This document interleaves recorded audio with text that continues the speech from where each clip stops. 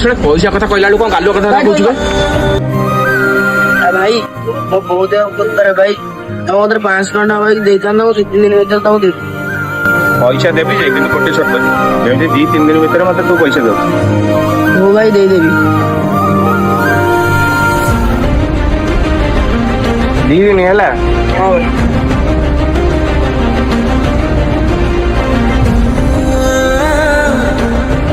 ଏଟା ପଇସାଟା କୋଉନ ଦବୁ କି ବେ? ଏନ ତ ଆସି ଗୁଡା ହାତ ତଳେ ପଡିକି ପଇସାଟା ନେଇଗଲୁ। ଦେବୁ କୋଉନ? ଦବାକୁ ତ କାହିଁ ନା ଧରୁନୁ।